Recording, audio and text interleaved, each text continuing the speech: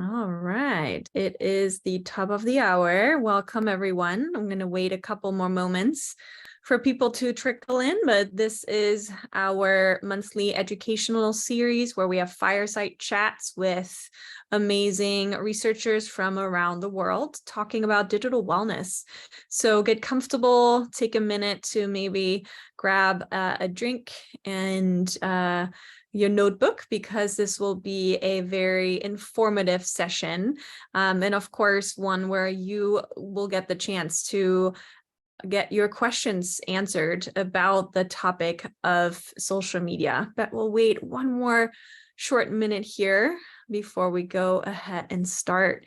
And if you don't mind, we are actually really curious, not only to hear from you where you're calling in from, but also what drove you to sign up for this webinar today. Is it more of personal reasons to find out about the role of social media in your effects on your life, or is it a little bit more on the professional side and the impacts of that social media on more in the workplace? So we're just curious if you want to share.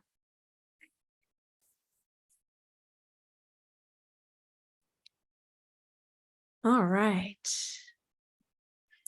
Well, feel free to chime in on the chat here, but I'm going to start us off now officially. Good morning, afternoon, and evening, everyone, from wherever you are calling in to this wonderful webinar on social media, if it makes us happy or unhappy. I'm really thrilled to have all of you here today, joining us from various parts of the world. My name is Sophie Bowles, and I'm a positive media psychologist working as a director of research here at the Digital Wellness Institute. And I'm also an associate professor at Chapman University in Orange, California. And I'll be your host for this exciting fireside chat today. I'm especially pleased to welcome my colleague Adrienne Meyer here today for our monthly free educational event series, who will be sharing about his research on social media and well-being. And I actually had the pleasure of working with Adrienne on the digital flourishing scale, which we also are using at the Institute to measure the way in which individuals actually do well with their technologies or perceive how well they are doing. A little bit about Adrienne. He is an assistant professor for communication science at the Friedrich-Alexander University in Erlangen-Nuremberg, which is in Germany. And his research investigates the psychological effects of media and communication technology on mental health and well-being. In his work, he focuses on self-regulation, social comparison, and interpersonal processes, and employs short-term, longitudinal, and systematic review methods. Currently, his research examines the role of social media for well-being at the work-home interface and the workplace. Adrienne's work has been published in a lot of leading journals at the intersection of communication and media psychology.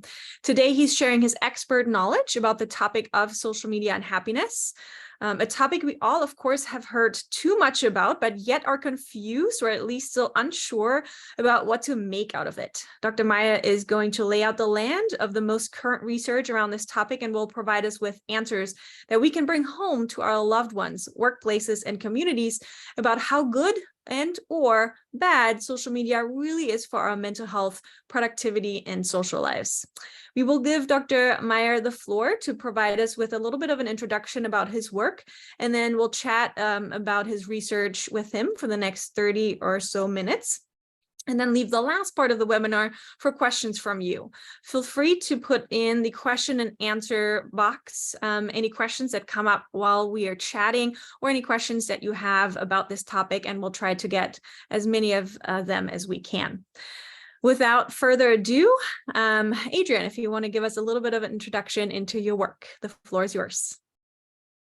Thank you so much, Sophie, and thanks for having me. Hi, everyone. I'm not going to say anything about my background because Sophie did a wonderful job in giving the brief overview of who I am and what I do. And so what I want to talk today about for the first maybe 10 minutes, hopefully, is basically I want to give you a quick overview of what in the research community, that is mostly in psychology, but also communication, sociology, health research more generally, what we have been studying over the past 10, 15 years by now with regards to social media and its effects on users' mental health and well-being. So when I pose this kind of provocative question of does social media use make us happy or unhappy, I'm not really talking about just happiness here, but instead what we study in the research community is typically labeled either mental health or well-being if we're only talking about the positive side of mental health. Typically, mental health also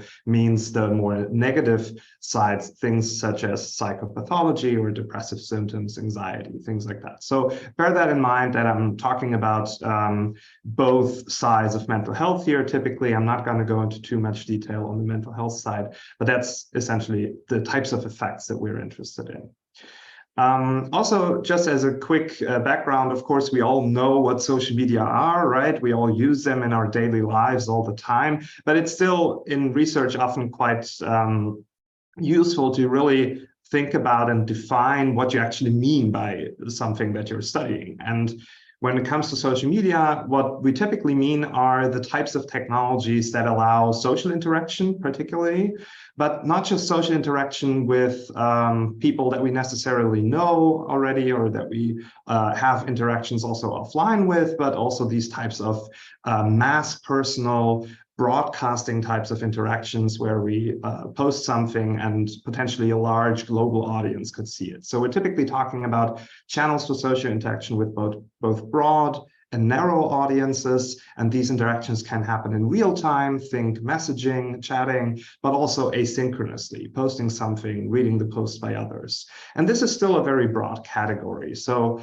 one of the smaller categories that we often look at in research, and that's actually the type of category that we have most evidence on at this point, is what's called social network sites, or sometimes also networking sites.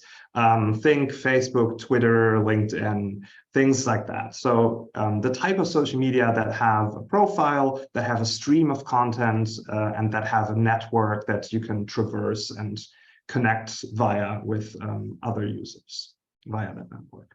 So that's just as a quick background what we mean as social media. And what I've tried to do in my work over the past couple of years is to get a better overview and a better systematic understanding of how social media could affect mental health and well-being. And one way to think of this or to do this is to think of the levels at which we can try to understand social media use and then how we can relate those different levels to mental health outcomes. What do I mean by levels? So typically in studies, of course, we have to measure something about social media use. And the key question is, what do we want to measure? What do we think causes effects on mental health and well-being? And there's basically 4 levels or 5 levels that I want to talk about more closely here. The first is kind of the device level. So any kind of digital device that we would use to access social media. And often we're just concerned with the screen time of that device, for instance, so smartphones in particular. Then we're talking about individual branded applications. We're mainly maybe more concerned about or optimistic about individual social media apps. We have concerns maybe just with regard to Instagram or with TikTok, but we think that Twitter or LinkedIn are very beneficial, for instance. So branded applications would be another thing that we could measure, another level. Then the third level that I want to talk about a little bit is what we could consider features of social media. So the kind of design elements that have been built into social media and that allow us to do certain things, but constrain us in doing other things. So the kinds of features of social media are the third level. Think status updates, editing your profile, being able to comment or like something, things like that.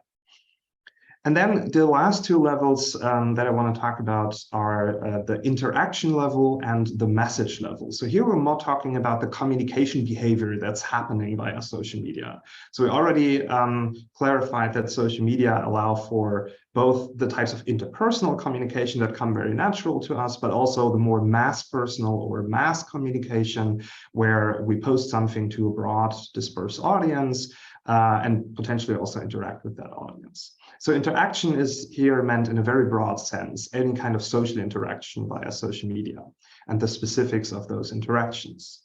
And the final level, the message level, is particularly concerned, of course, with content. What type of content do we post on social media? What kind of content do we see on social media? And how might these different types of contents affect our well-being and mental health? So those are the 5 things that I want to talk a little bit more about. And just as a final background information on what type of evidence we do have, we mostly have evidence on the social media usage of young adults and also adolescents.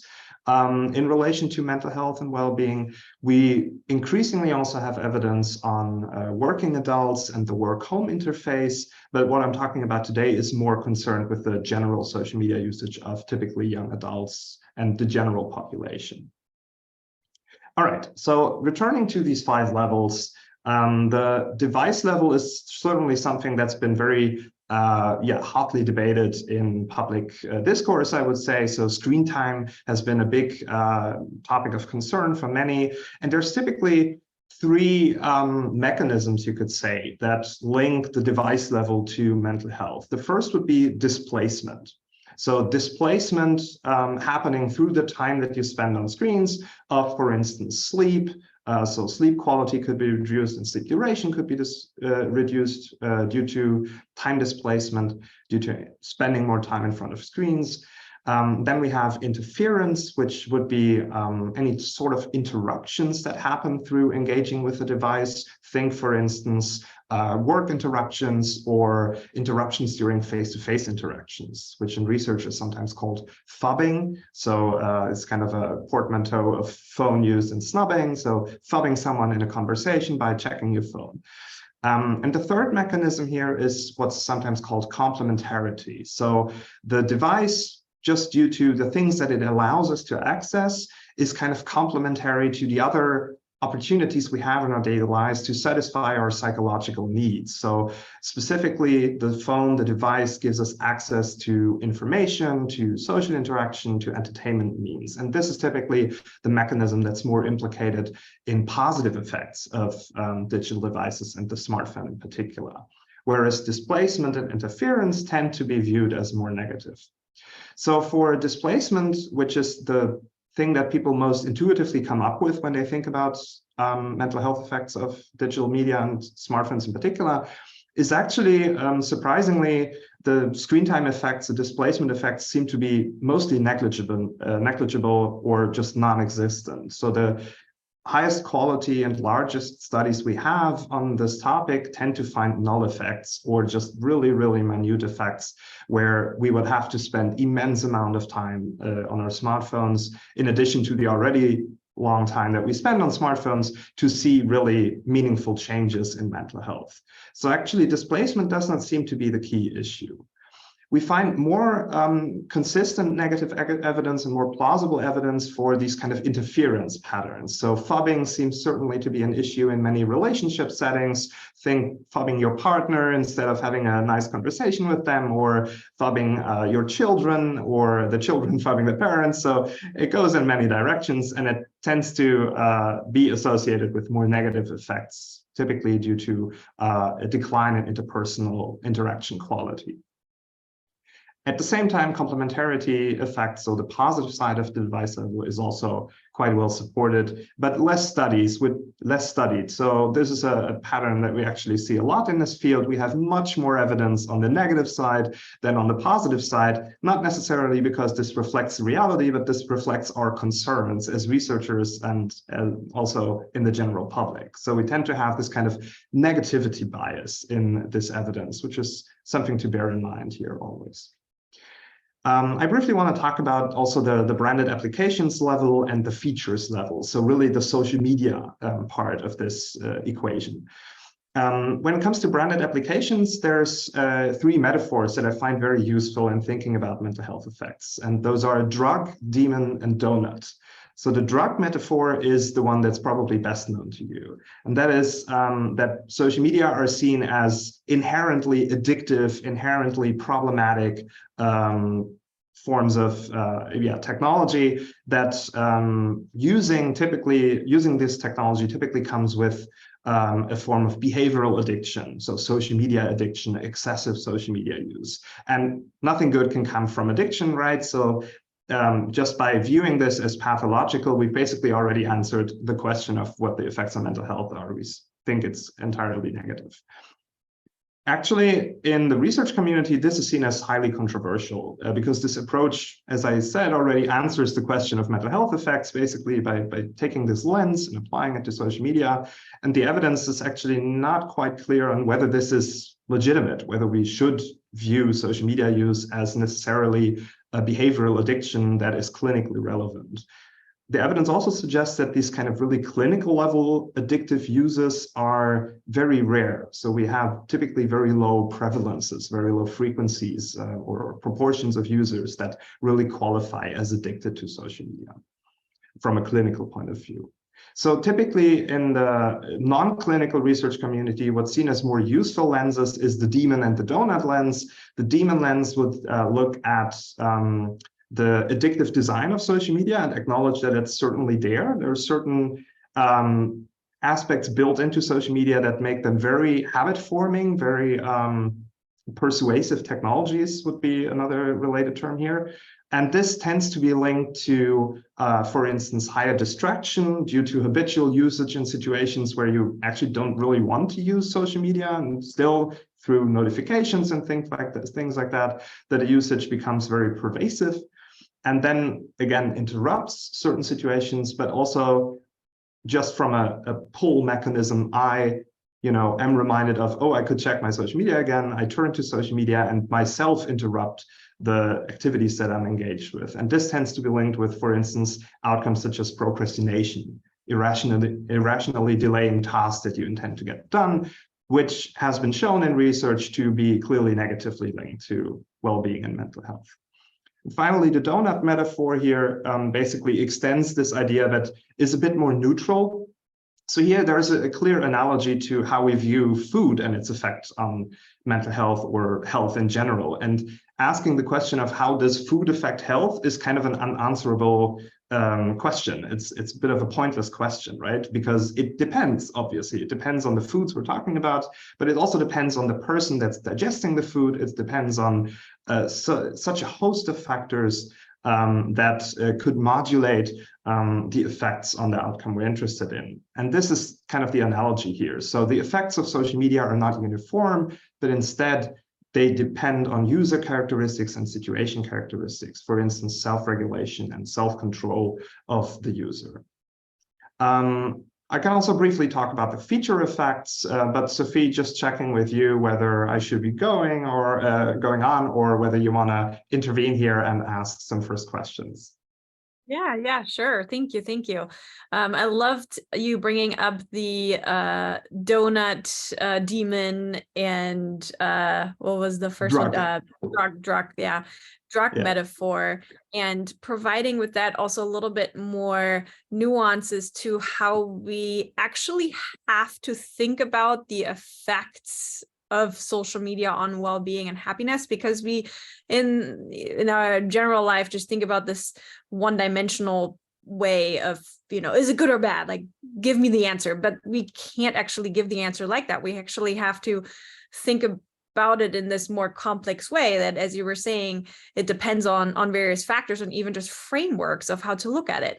And one of the things that I found already really interesting, you pointing out, which is something we may not want to hear, but it's that the screen time, the research that is kind of looking at the relationship between just screen time itself and mental health, there's actually null, as you said, or very small effects. And it's really only for people that have almost like, would be the 0.0001111 something percent of people that just don't do anything but just are on their phones, but like not normally functioning people.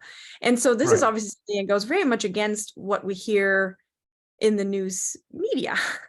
And it's almost like a question of, okay, why is that? And how can we, change almost a little bit of the narrative to make people understand, oh, this is actually a little bit more complex, and shifting the way of how we can maybe think about it in a more realistic sense.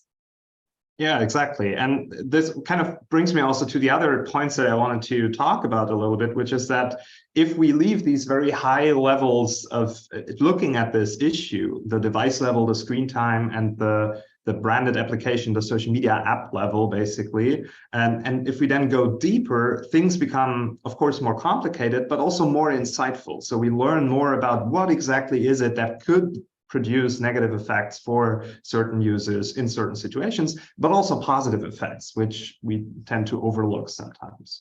So I can briefly elaborate on what I mean by that. So with the feature level, what we're looking at is typically as I mentioned, the things that are built into social media, which of course differ from app to app. So this helps us understand what exactly is it about social media that could have an effect on mental health. And what research often does is kind of put the various features that social media have into big buckets and then relate those to well-being outcomes. So one approach is here this active versus passive usage approach, looking at features that allow you to socially interact with others and features that mainly allow you to consume content and to look at others' content and profiles and things like that.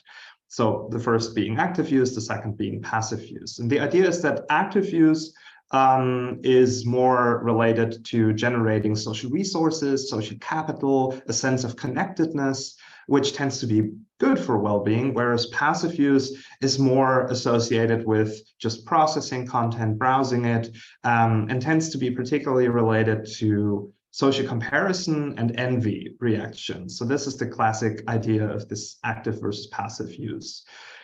The thing is, it's actually even more complicated than that. We don't actually see this play out very nicely in the research. So by now we have tons of studies that have looked at this active versus passive use hypothesis, and the evidence just doesn't add up. So it doesn't seem to be the case that active use is necessarily healthier than passive use or vice versa, but rather that we need to go even deeper in trying to understand when usage can be good or bad. So there doesn't seem to be this kind of one-size-fits-all recommendation that if you just use social media in general more actively, if you just interact more with others, then the well-being benefits will be great. And if you avoid passive usage, then you also stay healthy in your engagement with social media. And this makes a lot of sense for me that this doesn't really play out because these buckets of active versus passive use are still really, really broad. So if you think about passively scrolling through social media, what does that mean? Well, it means looking at all of the different types of content and all of the different types of social interactions that are happening on social media that are visible to you. And these can vary a lot. So just to make it more clear, I guess, it matters a lot whether you're looking at cat pictures, hate speech, or an ad. This is just make a big difference in terms of your immediate effective reactions and your long-term well-being and mental health outcomes. So the kind of content diet, if you will, that's in your social media and your overall social media diet across the various platforms that you use seems to matter much more. In research, we sometimes boil this down to this phrase of content is king. So the idea that different types of messages create effects, not necessarily the way of delivery, the different media, but the messages are quite central often to media effects, including those in mental health and well-being. So I here kind of jump to this message effects level, the most fine-grained level that we can use to study social media effects. In between the feature and the message level, there's this interaction level, which tends to look at the types of social interactions that people have. And I think there's very clear examples for the types of interactions we think of that can be harmful to mental health. Think hate speech, which I already mentioned, generally anything that's related to incivility online, nasty discussions, nasty interactions, and cyberbullying is another very well-researched areas. And for these areas, we have pretty good evidence suggesting that, of course, consuming this, seeing this, and being part of it, being at the receiving end of bullying, of course, is drastically bad for mental health. That's quite clear. On the positive end, actually, for the interaction level, it's much less clear what this means. So social media companies are very interested in finding out what counts as meaningful social interaction. This is the key metric for Facebook, for Meta, to increase meaningful interactions. but it's not actually that straightforward to define what that means, right? What is a meaningful interaction? The best, common denominator evidence that we have tends to suggest that we find interactions meaningful where we interact with our closest loved ones, where the interactions are pleasant, where they are voluntary, where we have control over these interactions to some extent. But it's not just these very deep and intimate moments, it's also the small, pleasant, casual, everyday interactions that we have offline, hopefully, but that tend to be more difficult to translate to online spaces. So that's the positive side. We know much less about how this happens and how this plays out in social media, but we expect that this makes a big difference. And just to close this up for the message level, so for the different types of content, what do we know here? Well, again, we know very clearly there are certain types of content that are just not great to consume. Self-harm content, pro-anorexic content, suicidal ideation content are the most extreme examples. And for those, it's clear those are really bad for mental health. And the platforms are already working towards removing that content as fast as possible, sometimes more, sometimes less successfully. But there's a gray area of content where it's much more ambiguous, specifically the body image content and appearance-related content, so everything that shows bodies, looks, appearance. In experiments, these tend to create negative effects for well-being, particularly for young women, and particularly affective well-being. So your emotional well-being tends to be negatively affected. Also, self-esteem tends to suffer. So we have quite consistent evidence there. But for other types of content, it becomes much more ambiguous. For instance, selfies tend to have both positive and negative sides for well-being. So that's going through the 5 levels and kind of summarizing the state of evidence and where we are in the research community, particularly with regard to negative effects. But Sophie, maybe we also want to talk a little bit more about the positive effects, just playing the ball back to you for any questions. Yeah, let's, I do want to get to the positive effects, but I want to end on the positive so that it stays in our brain a little bit longer and hopefully, doesn't and does a dent so that we actually see a little bit more of the positives rather than the negatives, which we have a bias for anyways.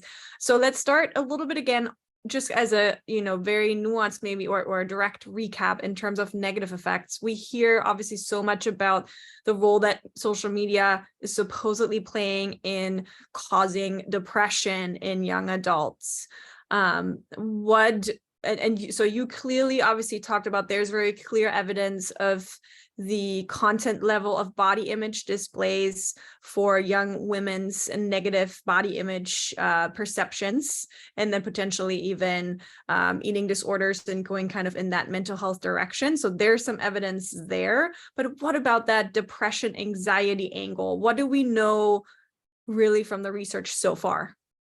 Yeah, that's a great question. So we've recently compiled the available evidence on just that question. So the available studies and then meta-analyses of these studies. So the kind of statistical aggregates from lots and lots of studies on this.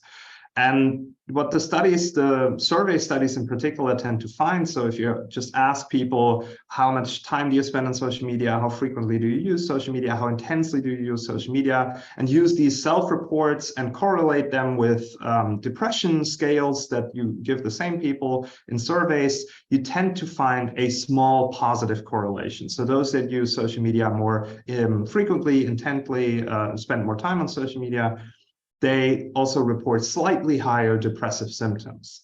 The thing is, of course, correlation doesn't equal causation. And the other thing is that self-reports tend to inflate typically these kinds of relationships. So the studies that have used observational data, so log data from social media, tracking the social media use on your phone, for instance, and then correlating that with depressive symptoms self-reports, they tend to find either no association or they tend to find very, very, very small, so even smaller than the self-report ones.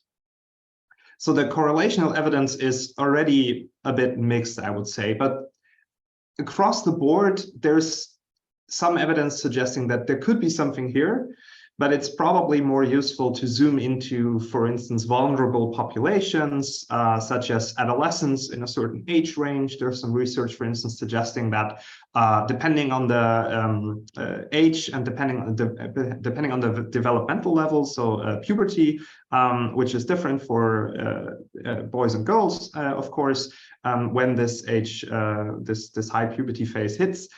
Depending on what age they are and which gender they have, the effects tend to be different, either existent or non-existent. So there's a great recent study by Amy Orman and colleagues from Cambridge University that shows just this in very large data from the UK, that for adolescent girls between 11 and 13, there tends to be this association, this negative association between social media use and life satisfaction. And for boys, it's more in the age range of 14 to 15, which makes sense from a puberty and adolescent development perspective.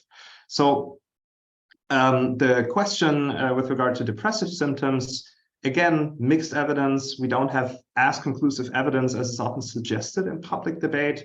One reason for that is, of course, that it's just extremely difficult to study and that we have very little access to social media company data that would really allow us to relate the logged social media usage with depressive symptoms. Great, thank you. That's really illuminating or very insightful to hear really what's the current research, the state of the art research on this. And related to that, another issue that I feel like we hear in the news debated about a lot too is this aspect of, I guess, interruption, what you talked about before as well,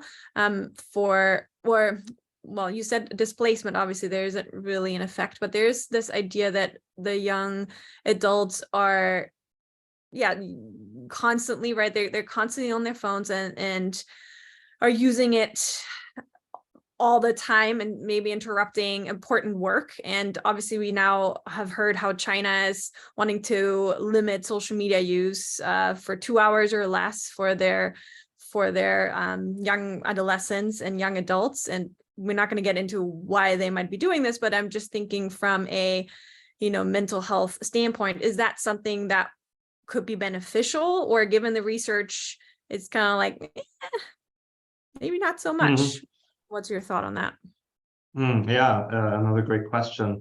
I was not surprised to see that development in China, because it's just a logical extension of the kind of regulation they already have around video games, which is also very draconic in limiting video game use to a certain, I think, 3 hours per day or something like that, or 3 hours per week, if I'm not mistaken. So it's, again, a very strict limitation. I think the now proposed legislation, I don't think it has been in effect already, is specifically looking at this kind of device level. So it's phone use that's regulated, and social media, which are typically accessed via phones, particularly in China. And yeah, this is, I would say, a very blunt way of regulating it, or a very brute force kind of regulation, because it really only looks at this device level and maybe the branded application level, where we have the most conflicting evidence, I would say, where we actually see that maybe these explanations around device effects or app effects, social media effects, broadly speaking, is not very strong, except for when you take this position that, well, it's an addiction, there is only negative effects that could come out of it. And I think that's the kind of position that we typically see coming from those institutions and those people that promote these very strict, very one-size-fits-all regulations that basically say no tech engagement is good tech engagement, basically. I don't think that the evidence fits this interpretation or this measure. Well, and then going off of that, what could be some positive effects that actually from a regulation as such could be missing, or the adolescents could be missing out on? Mm-hmm. Well, I think during the pandemic in particular, we've seen that social technologies can be quite a lifeline. Of course, I'm not hoping on another pandemic to showcase this again, but there are, of course, a lot of people that have, for instance, not necessarily the kinds of social interactions in their daily lives that they want to have, or that don't feel part of a community where they live.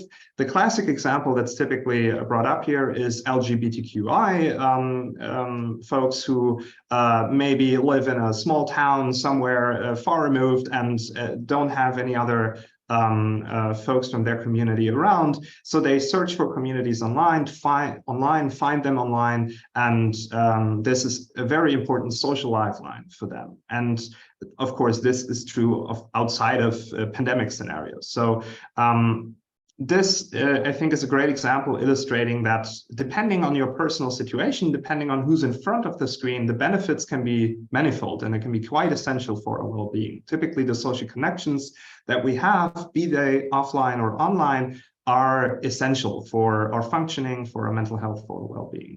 So the social effects, I think, are the first ones I think of, the social benefits that are cut off by these very draconic one-size-fits-all measures.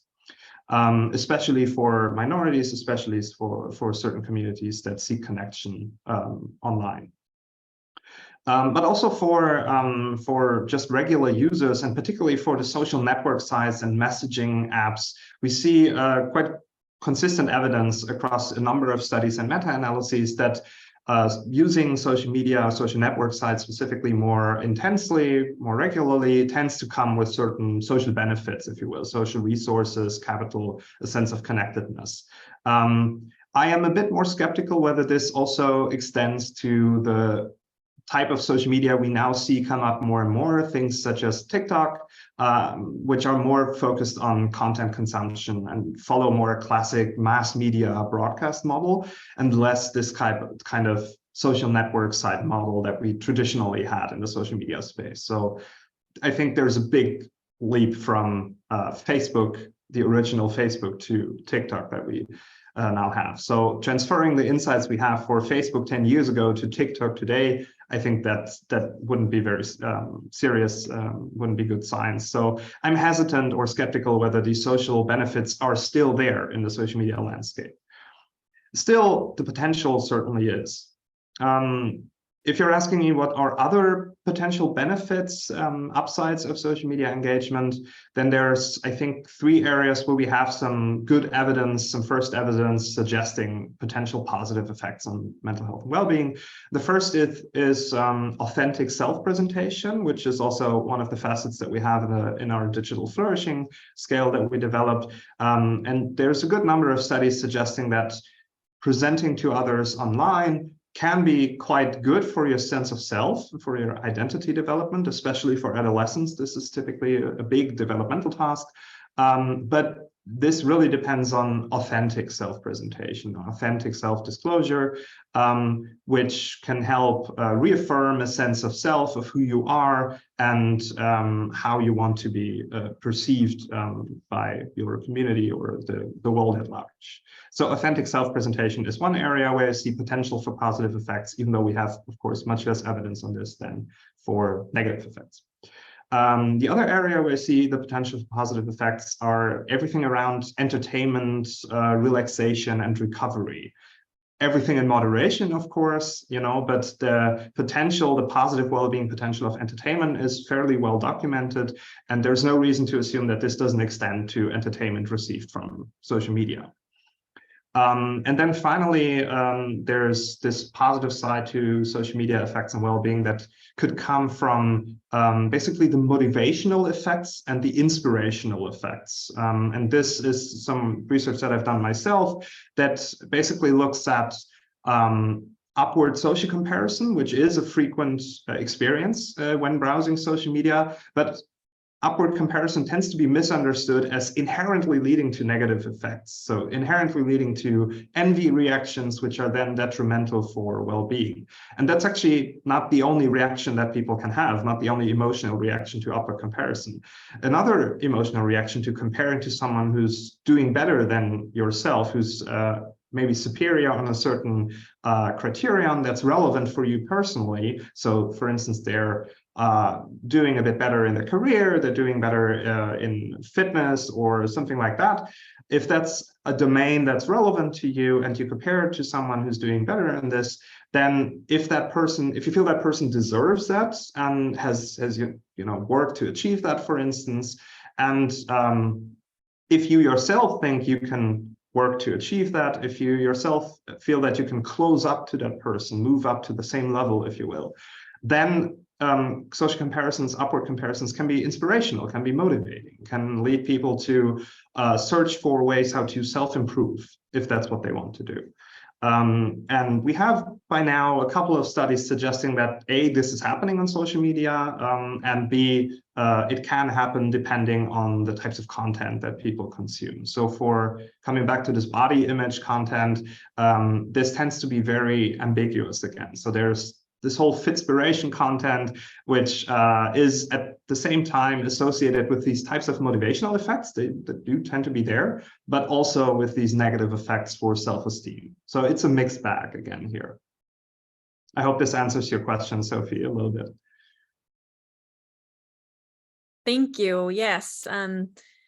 I do have a closing one, but I want to keep it for now and get to some questions here from the audience.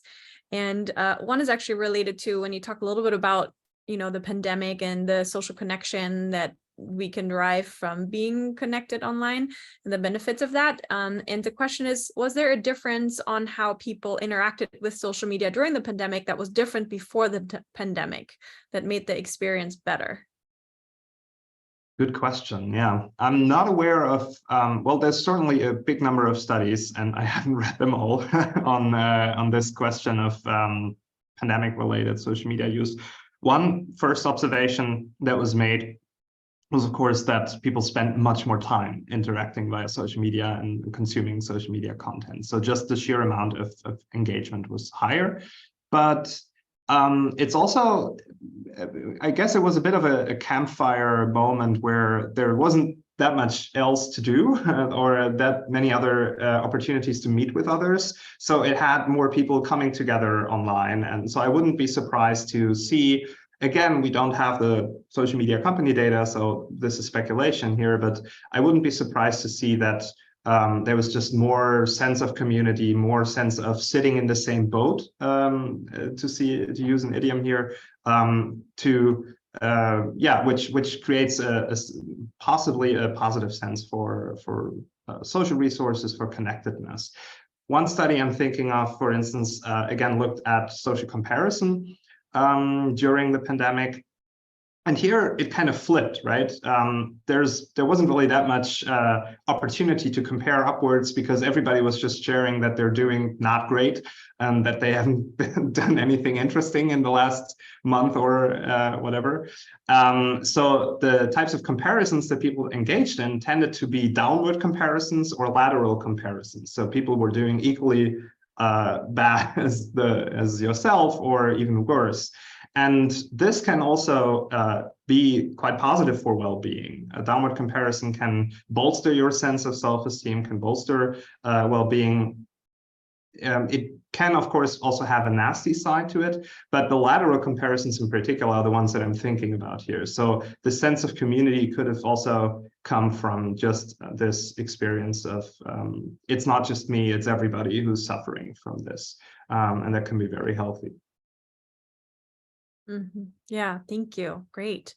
Another question is, how does being frustrated with yourself for wasting time on social media play into mental health?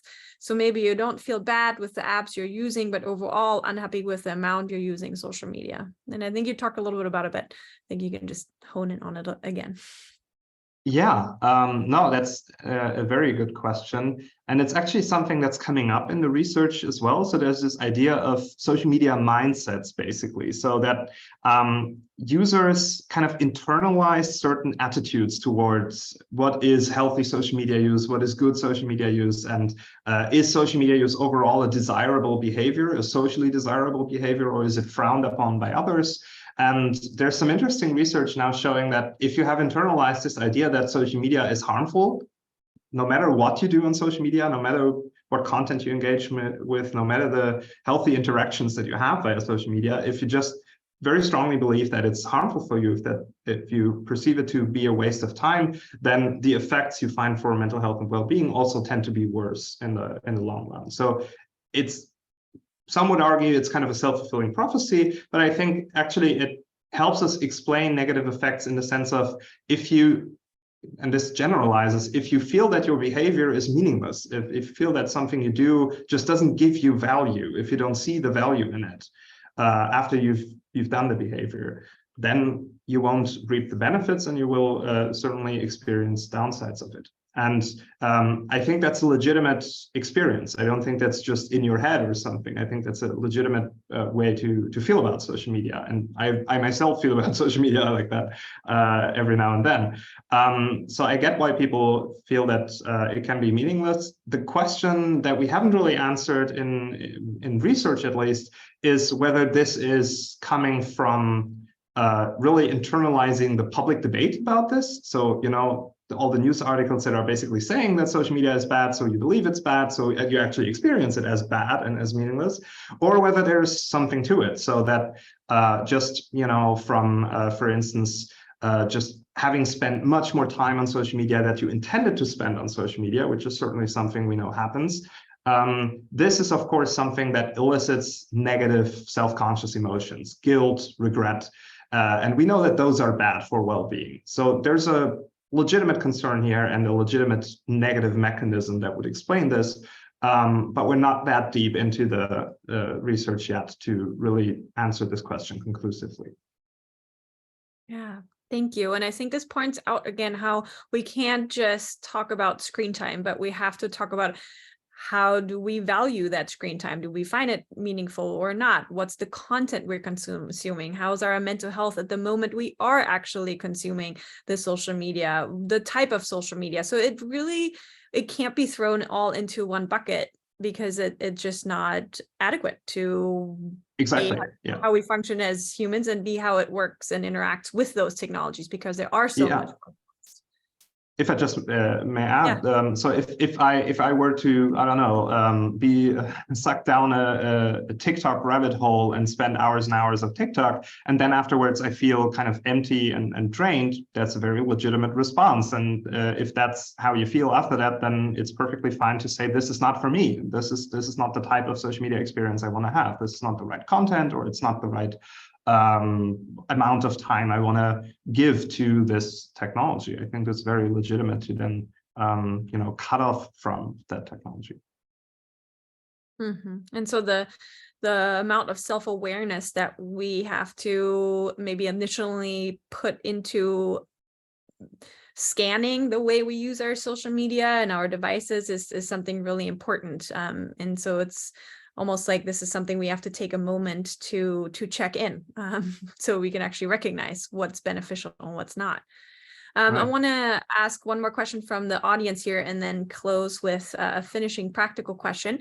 But David asked, I had a political crisis in my hometown and I stayed away from social media posts, but some didn't, and it got vile and nasty. Those negative posts were ironically beneficial in resolving the crisis in our favor. I felt constrained probably to post and wonder how to navigate this, as I was unhappy not expressing during a controversial political topic. So it gets a little bit to this issue of how maybe to interact with controversial political issues that are going on. A lot of my students, they certainly say I'm staying away. I don't even want to get into it. What's maybe a practical advice answer here, or what are your thoughts on kind of the political social media content and the effects of it, if you will, on mental health? That's a great question. We haven't really touched upon this larger political dimension that's kind of seems to be always there when it comes to social media. So of course, public social media or social media tend to be very public, not just private media, in the sense that we're kind of participating in this online public town square debates all the time, whether we want to or not. And I think that kind of shows the constraints for what the individual can do. I'm personally also not a big fan of engaging in political debates or any kind of civil participation, as Sophia and I called it in the digital flourishing scale, on social media, because I feel that the design doesn't really allow for really civil, for conversations to stay civil. So there's just, I think, some design deficiencies here that haven't really been ironed out of social media. So for me personally, I just take a step back and say, this is something I do not do via social media. I don't participate in. So I get where the question is coming from. Whether there's anything that the individual can do to have a healthier online debate and to be active and to participate, I think there surely is. So the research on, for instance, cyberbullying suggests that being a bystander is the worst thing you can do if it happens in public. So trying to get active, trying to intervene. The same for hate speech research. There's some great research showing that if you if you engage in counter speech, if you counter very nasty and negative things with a factual, in a factual tone, and just clarify that certain things are just not true, for instance, and linked to the correct information, for instance, that can certainly help civilize the debate, especially if a lot of people do that. Of course, it kind of gets you in the line of fire, if you will. So I think it's a very personal decision whether one wants to do that. Of course, there's a saying of don't feed the troll, and I guess that there's a lot to it. The question is then, are you trying to convince the troll, or are you trying to save kind of the civility of the public debate going online? So if you're doing this kind of counter speech, or not just being a bystander and actually intervening positively, you're doing it typically for the wider audience, for the community online. You're trying to do a service for the community. And if you feel that you can do that in a good way, and if you feel you have the energy and the motivation to do that, then I guess that's a good thing to do. Great, thank you. To finish up, you brought up all these different levels, which are so important to really think through when we think of the effects of social media on mental health, from the device to the feature, to the interaction, to the content. Now, what would be a really, and I know this is a very loaded question, like a practical tip, right? How do we derive the most benefits from our social media? So one of the answers that's often given, and there's also research on this again, is this idea of the digital detox, right? That we just detox from the technology as a whole, and then this will hopefully help us, improve our mental health and well-being effects. But this kind of reminds me of the very ambiguous effects of diets more generally, or of just not consuming certain things and then hoping after a certain time it'll get better and you'll have lost weight or whatever. And the evidence actually shows that this doesn't really work very well. So digital detox does not seem to be the answer if we think about it in these very blunt terms of not using the phone or logging off of social media for a week and then hoping it gets better. So I guess, Sophie, what you already mentioned, the way we reflect our own usage, the way we regulate our own usage, so the way we really try to emphasize the benefits and reduce the negatives, downsides that are certainly there. I guess that would be my first answer. And I don't think there's a one-size-fits-all way of using social media in a healthy way. So this becomes very personal, very person-specific, if you will. And there's also evidence suggesting that is really the case. So I'm a bit hesitant of giving like these suggestions such as, you just have to, I don't know, engage in 3 nice conversations via social media per day, and then this improves your well-being. I'm sure this will help for many people, but it may not be for you, depending on who you are.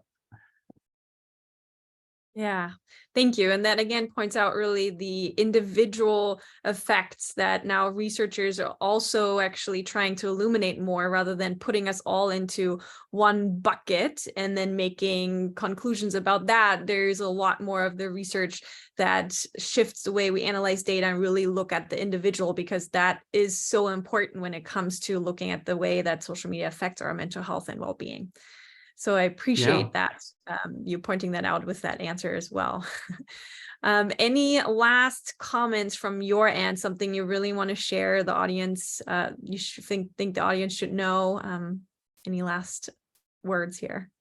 Yeah, so we can think about this in individual terms, and we've mostly discussed it as an individual issue, and I've also phrased it like that now with regard to your last question, so that it's kind of the individual responsibility to reflect usage, reflect the type of social media experiences you have, and then change it the way that it feels best for you. But of course, this isn't just an individual issue, it's also a societal issue. So I think it's great to see that the societal debate is picking up on this, that there is also a regulatory side to it.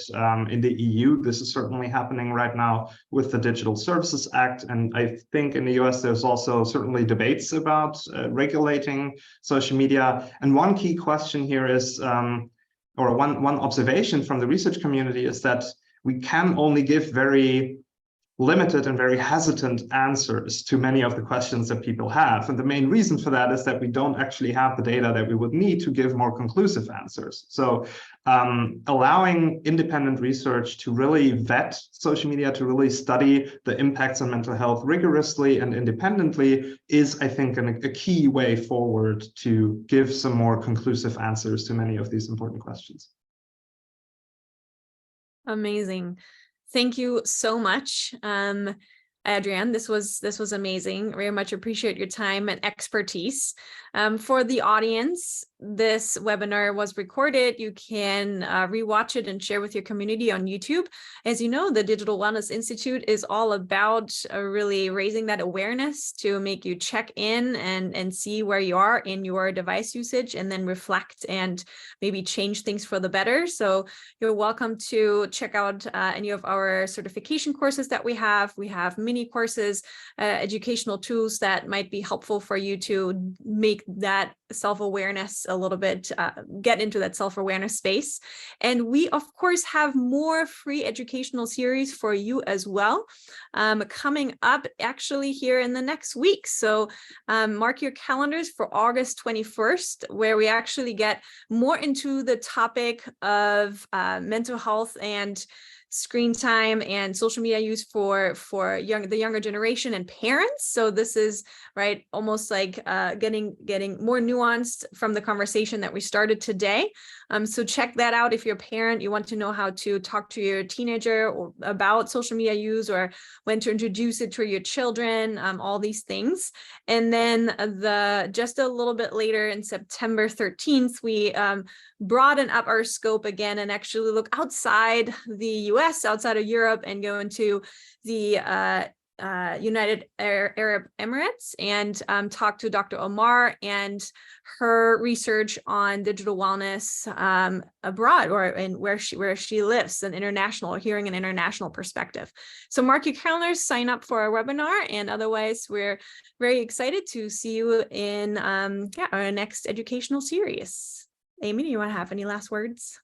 I just want to thank you, Dr. Meyer, so much, and Dr. Sophie. You both are just incredible at offering some insight as well as some paths forward for how we can think about these frameworks deeper. It's not just apples or oranges, it's really a whole language framework for how we think about social media. And I think having the access to your research on the cutting edge of where we're going is incredibly vital. So I want to say thank you to you. I want to thank you to everyone who came today, and we look forward to seeing you for our next monthly educational event on August 21st. Yes, thank you. Bye, everyone.